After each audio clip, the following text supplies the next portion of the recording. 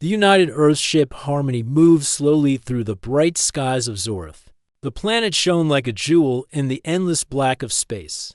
Its seas were silver under the twin suns, and its cities rose high with towers made of crystal. For many, on Earth, this place was just a story told in books, but for Leon, it was now very real.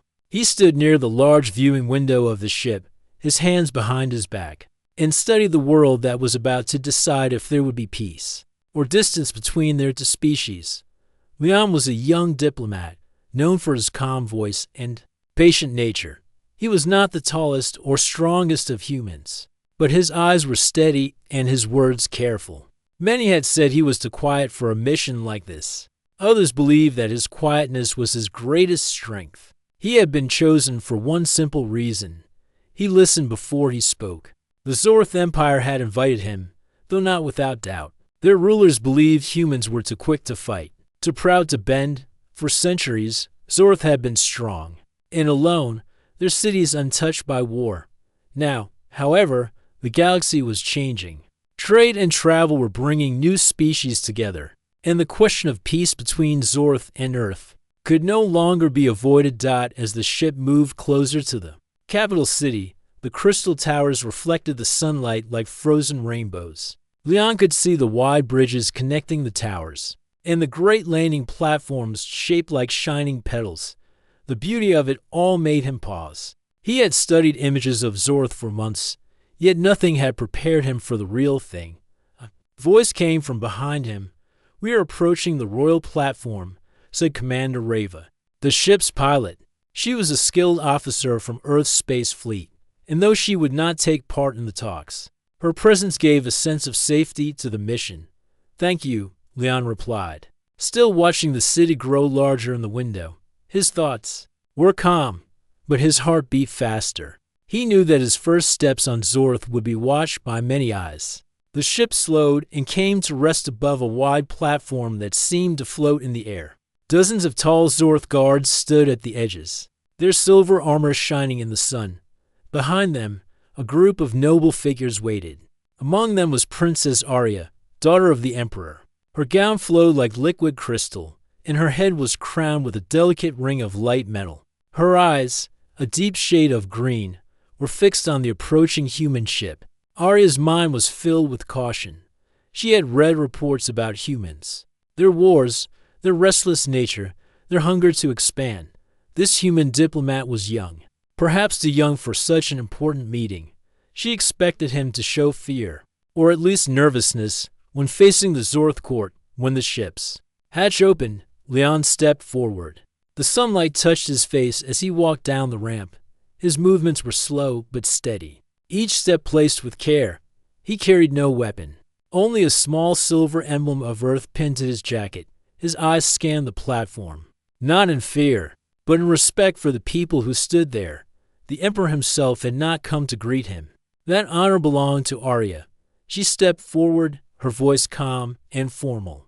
"Welcome to Zorth, Envoy of Earth," she said. "May your visit be guided by truth." Leon bowed slightly, his hands at his sides. "Thank you, Princess Arya," he said. "I come with the hope that truth will guide us both." There was a brief silence. Arya studied his face, searching for signs of unease. She saw none. His voice was even, his eyes clear. This was not the reaction she had expected. The walk from the platform to the Crystal Palace was long. The path was lined with citizens who had gathered to see the human. Many watched with curiosity, others with open doubt. Children pointed at him, their voices full of questions. Leon nodded to them politely, never breaking his steady pace. Inside the palace, the air was cool and filled with a soft light that came from the walls themselves. The crystals seemed alive, glowing faintly with shifting colors. The great hall stretched high above, its ceiling shaped like the inside of a shell. At the far end stood the Council of Zorth, ready to begin the first meeting. Leon's seat was at the long table of silverstone.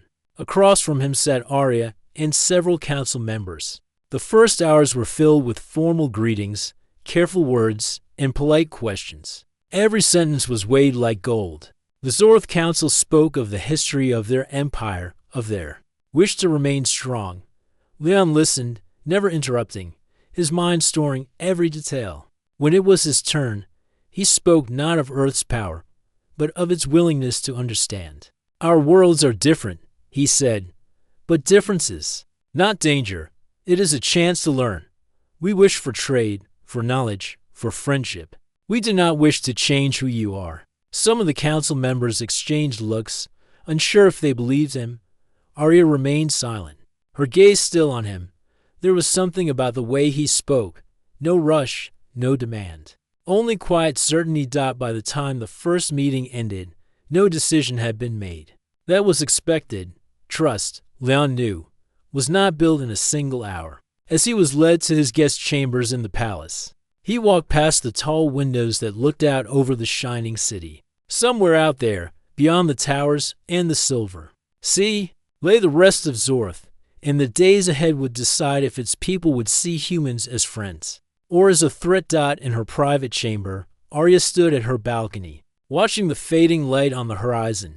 She thought of the human's steady eyes, his careful words, and the way he had walked through the crowd without a trace of fear. Perhaps, she thought, he was not as fragile as she had imagined. The first day had ended, but the real test had not yet begun. The morning light of Zorth came softly through the tall crystal windows of Leon's guest room. The walls glimmered faintly as if they carried the colors of the rising suns. Outside, the city was already alive with movement. Skycraft drifted between towers, and long bridges shone under the glow of the twin suns. Leon rose from his bed and prepared himself. He knew the first day had been only polite words. Real diplomacy often began when the other side decided to test your strength, and he suspected that moment would come soon. A light knock came at the door. A tall Zorth attendant stepped inside, dressed in a smooth silver robe. His voice was formal but respectful. "Envoy Leon, the princess requests your presence in the Hall of Echoes." Leon gave a small nod. "I will come at once." The walk through the palace was quiet. The hallways were long and filled with soft light. Every step made a faint echo. On the crystal floor, the attendant led him through a high archway into a round hall where Princess Arya stood at the center. She was dressed in a gown that shimmered like still water. Her hands clasped before her. Several council members were present as well, their faces calm but watchful. Arya's voice carried clearly through the hall. "Envoy of Earth, our customs value courage. It is easy to speak of peace in a safe room, but we believe words must be supported by strength of heart. Therefore, I present to you a challenge." Leon looked at her without surprise. "What is the challenge, princess?" She turned slightly and gestured toward a wide set of double doors at the far end of the hall. They were carved from deep blue crystal, and faint waves of light moved across their surface. "These are the singing gates," she said. "They guard the path to the crystal hall, the place where important treaties are stored. The gates open only for those who show no fear. They can sense hesitation, and if the traveler's courage fails, the path will close." A murmur ran through the council members. The gates were a part of Zorth's oldest traditions. Even some of their own people had failed to pass through. Leon stepped closer to study the gates. There was no visible lock or handle. They seemed alive in a strange way, as if listening to the air. Arya's gaze was steady. "If you wish to prove your sincerity, walk alone through the singing gates to the crystal hall. You may take no guard and no guide. Only your own steps will carry you." Leon thought for a brief moment. This was not simply a test of bravery. It was a test of trust. If he refused, they might see it as weakness. If he accepted and failed, the talks could end before they began. He turned back to Arya. "I accept," he said. A faint shift in the air told him that some of the council were surprised by how quickly he agreed. The princess stepped aside, allowing him a clear path. "Then you may begin." Leon walked toward the singing gates. His footsteps sounded louder now in the silent hall. As he approached, the light on the crystal surface began to change, swirling into slow patterns. When he stood directly before them, he felt a faint vibration in the air. It was not threatening, more like the hum of a distant song. He placed his hands at his sides and stepped forward. The moment his foot touched the threshold, The sound grew clearer. It was a voice. Without words, a tone that seemed to reach into his thoughts. It asked nothing, but showed him images, moments from his life, memories of uncertainty, flashes of fear from his past. The voice was not there to harm him. It was there to see if he would turn away. Leon kept walking. His breathing stayed even. His eyes forward. The light around him shifted from pale blue to deep gold. The path seemed longer than it should have been, stretching on as if the gates were testing how far he could go without doubt. At one point, the air grew heavy and the hum grew louder, almost pressing against his mind. It brought back a memory of the time he had stood before a hostile council on another world, knowing that one wrong word could mean the end of the talks. That same weight tried to slow his steps now, but he remembered what had kept him steady. Then, the thought that he was not here for himself, but for the people who would benefit from peace. That thought was like a solid stone under his feet. With that, he kept moving until the air lightened again. The deep blue crystal of the gates slowly opened without a sound, revealing a bright chamber beyond. The crystal hall stretched wide, its floor covered in smooth silver stone. In the center was a great pillar holding a record tablet, etched with the first treaty ever made by Zorth with another world. Leon stepped inside. The light here was softer, almost warm. He did not touch anything. He simply looked around with quiet respect. After a moment, he turned and walked back through the gates. They remained open until he stepped out, then closed gently behind him. The council members exchanged glances. Some looked impressed, others thoughtful. Arya herself was silent for a moment longer than expected. When she finally spoke, her voice had lost a small edge of doubt. "You have passed the gates, envoy. Few outside our people have done so." Leon inclined his head. "I thank you for the honor, princess." She studied him as the council began to move toward the side doors. He had walked through the singing gates without visible hesitation. She had seen warriors hesitate, seen nobles fail. Yet this human diplomat had walked as though he were crossing an ordinary hallway. As Leon was led out of the Hall of Echoes, Arya's thoughts followed him. She still believed humans could be reckless, but now she was less certain that they were weak. This one, at least, had faced the gates as if they were nothing more than a door to be opened far above the city.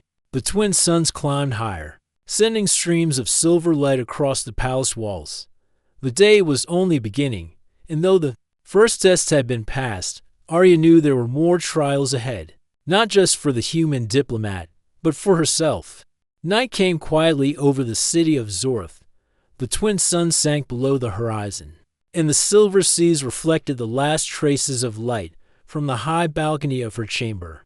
Princess Arya could see the glowing bridges and crystal towers lit by soft lanterns. The city looked peaceful, but Arya knew that peace could be fragile.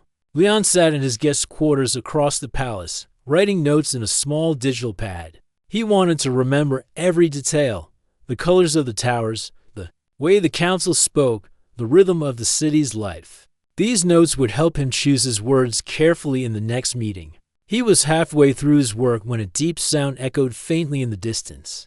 It was not the chime of the palace bells, nor the hum of the skycraft. It was sharper, more urgent. A moment later, a second sound followed, a low, rolling vibration that seemed to come from the outer walls of the capital. Leon stood and moved to the wide window. In the far distance, he saw a faint flicker of light, almost like sparks, near one of the great wall towers. The peaceful scene outside had shifted into something tense. A voice crackled from the small wall communicator. "Envoy Leon, please remain in your quarters. There is a disturbance at the city's outer ring. Palace guards are securing the area."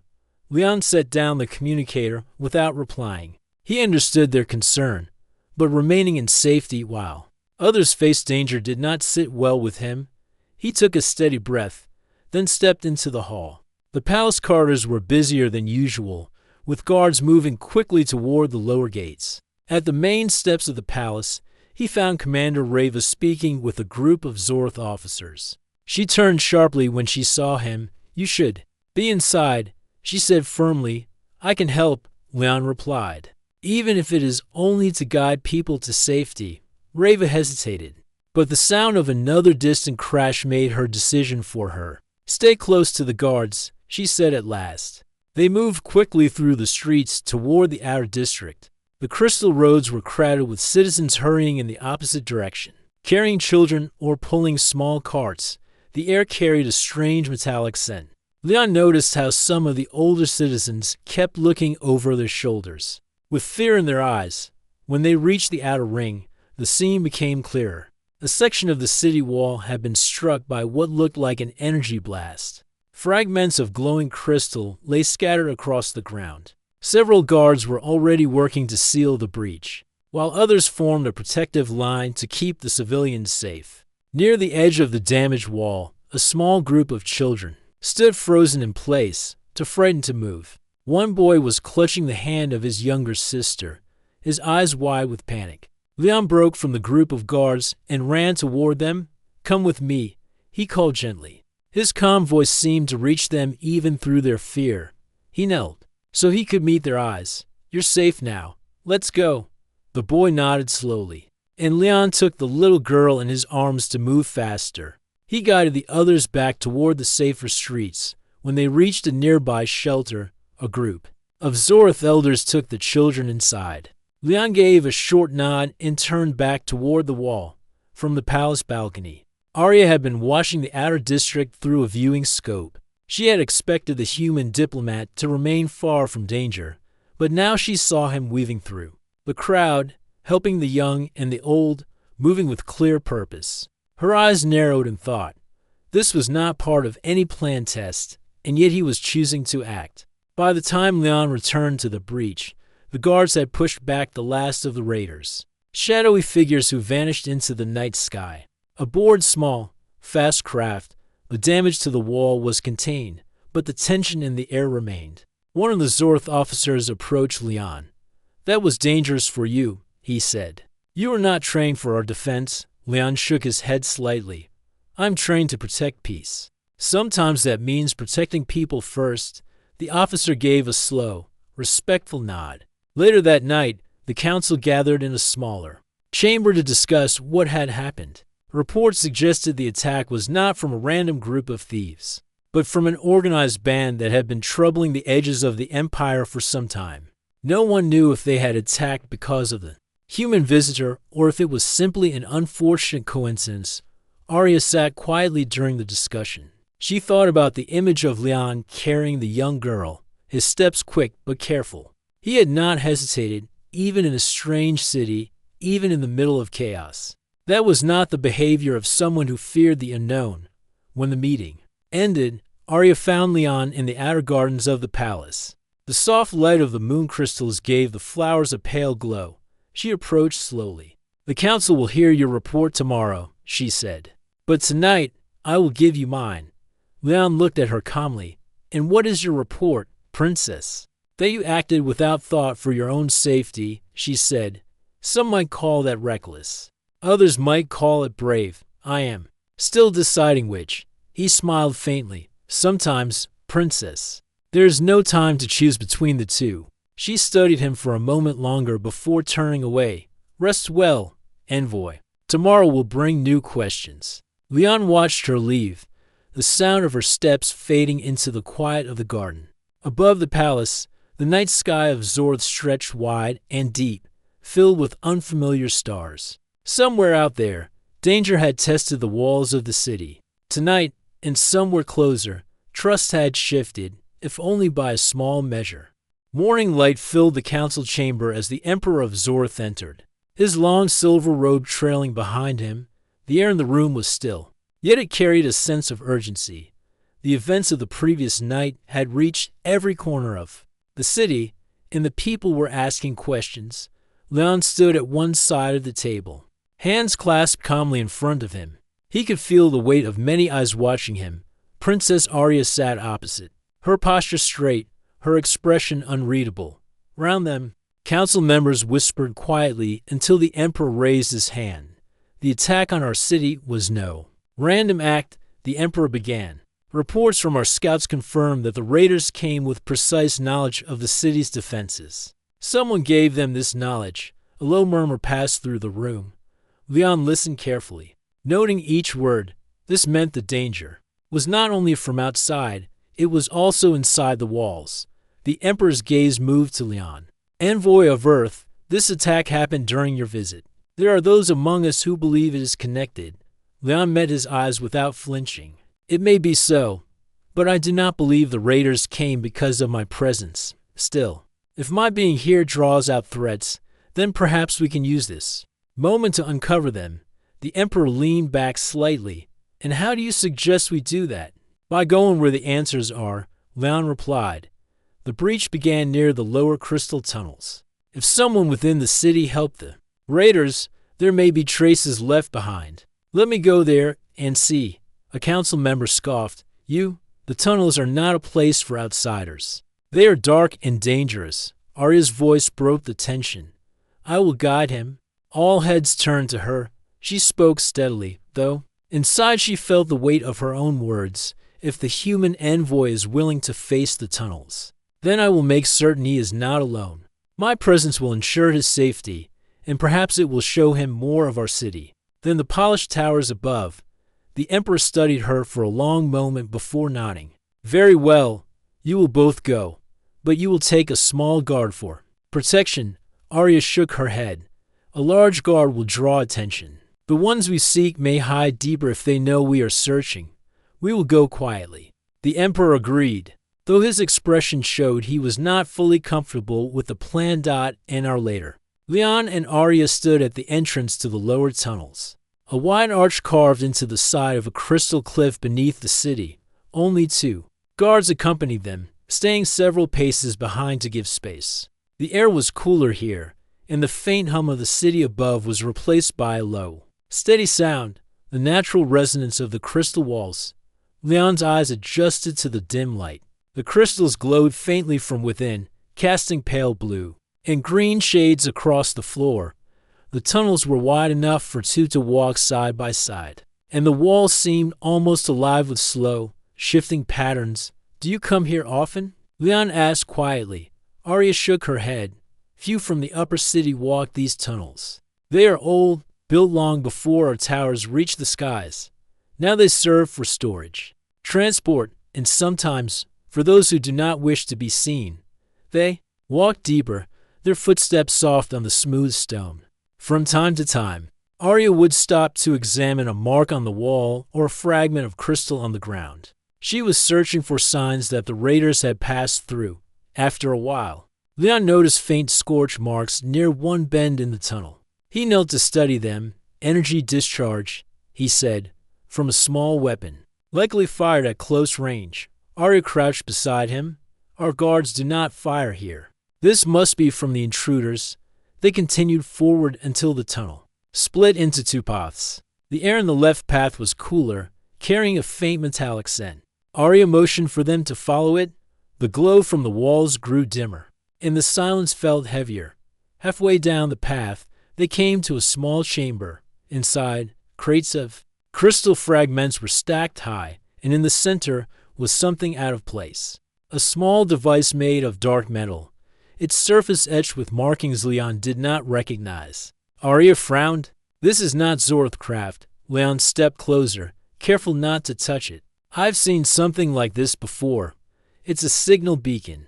Someone placed it here to guide the raiders. Before they could examine it further, a faint sound echoed from deeper in the tunnel. Footsteps. Light but quick. Arya's eyes narrowed. She motioned for Leon to move behind one of the stacks. The guards positioned themselves near the entrance, ready to block the way. A figure appeared in the doorway. It was a Zorth citizen, dressed in plain work clothes, but his eyes darted sharply as if measuring escape routes. When he saw Arya, he froze. Princess, he said, his voice tight, you should not be here. And yet here I am, Arya replied evenly. Explain why you are near a device meant to aid our enemies. The man's mouth opened, but no words came. His gaze shifted toward the tunnel behind him, as though considering flight.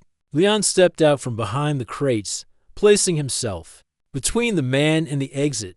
Running will not help you, Leon said quietly. If you have a reason, speak it here. For a moment, the man seemed torn between fight and surrender. Finally, He lowered his eyes. I only did as I was told. By whom? Arya asked. The man hesitated, then shook his head. If I speak, I will not live to see another day. Arya took a slow step closer. If you do not speak, you risk the same fate, only sooner. But if you tell us, there is a chance for protection. Still, the man refused. Finally, Arya ordered the guards to take him into custody. As they led him away, she looked at Leon. This is no small matter. If someone within the council is behind this, we may be walking into more danger than we know. Leon met her gaze calmly. Then we will walk carefully. They began the slow journey back to the upper city. The tunnels seemed quieter now, yet both of them knew the silence was not safety. It was the pause before the next move in a game neither had chosen to play. The grand hall of the Galactic Council was silent as Ryan walked in. Every step echoed under the tall arched ceilings, lined with banners of countless worlds. Delegates from dozens of species sat in a circular formation, their eyes fixed on the human diplomat. At the far end, Princess Leora sat in her seat, her hands folded, her gaze calm but tense. She had heard the news that Ryan's shuttle had been attacked while returning from the border systems. Yet, he still stood tall, refusing to show fear. The head of the council, an elder being with silver-scaled skin, raised his voice. We have gathered to discuss the rising danger on the frontier. The aggressors have crossed into neutral space again. It is time we decide how to respond. A wave of murmurs filled the room. Some wanted war. Some wanted retreat.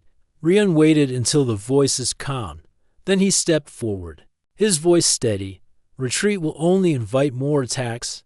War will destroy lives on both sides. We must show strength, but also offer a path to peace. If we abandon that, then everything this council stands for will vanish. A delegate from the Talari race, whose tall body shimmered with blue energy, spoke sharply. And if they reject peace, then they will know, Ryan said, that we will defend every inch of our worlds together.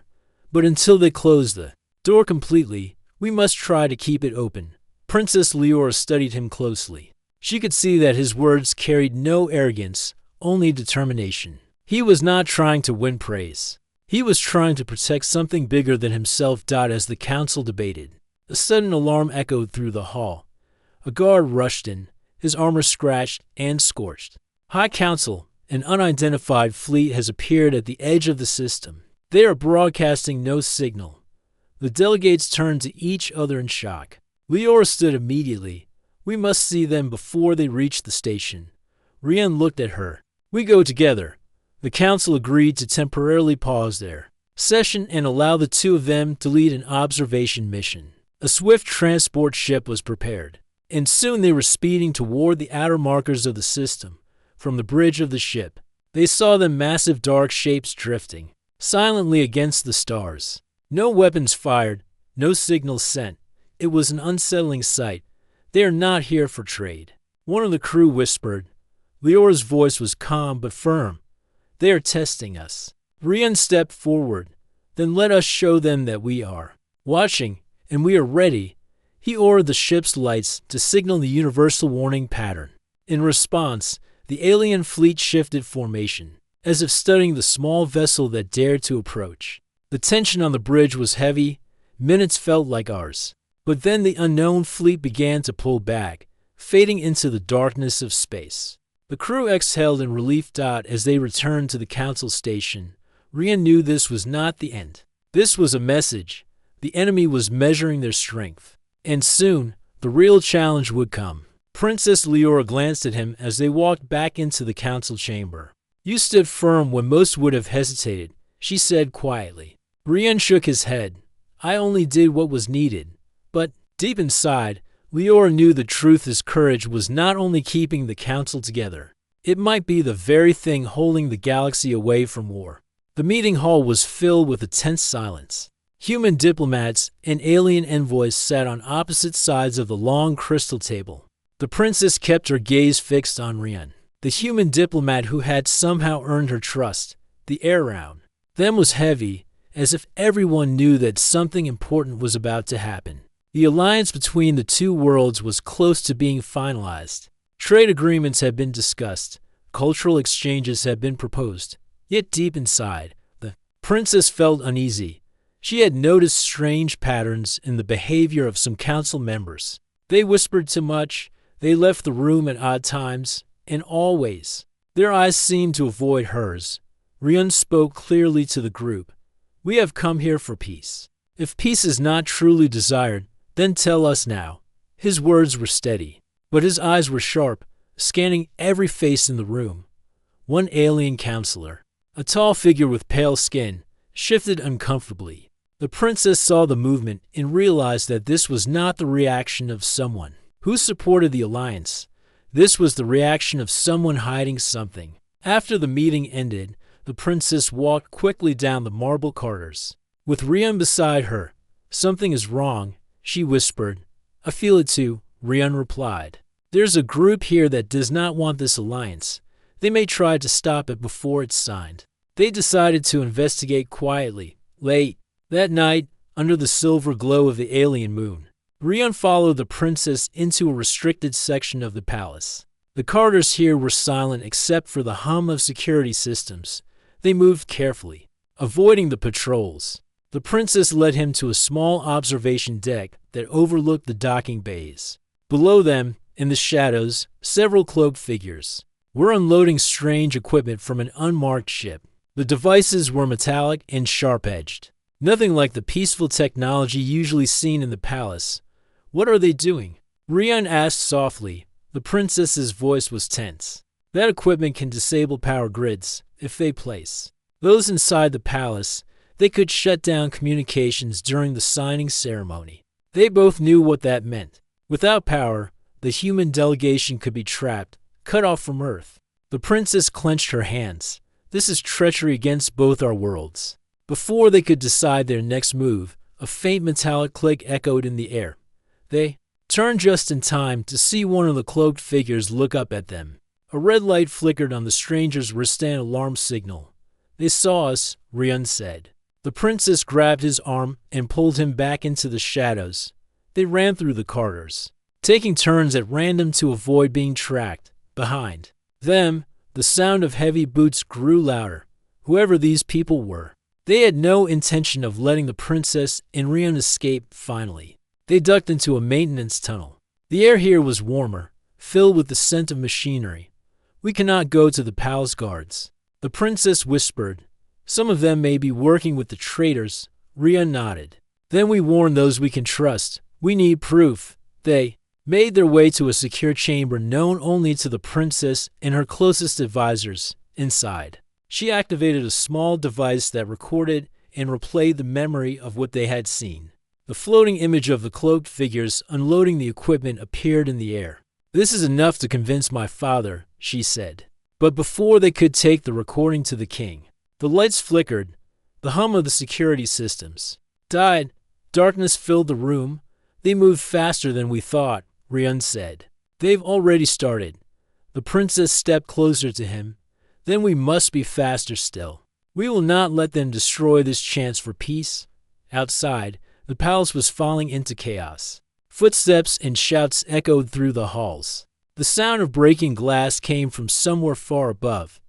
The night was no longer quiet. It had turned into a battleground of shadows, and in the middle of it, a human diplomat and an alien princess prepared to fight not with weapons, but with truth, courage, and the determination to protect the Alliance at any cost. The hall of the Great Alliance Council was filled with a soft hum of voices. Representatives from dozens of worlds sat in rows, their eyes fixed on the stage. It was the most important meeting in decades. Today, the future of two civilizations would be decided. Aaron stood tall at the center of the stage.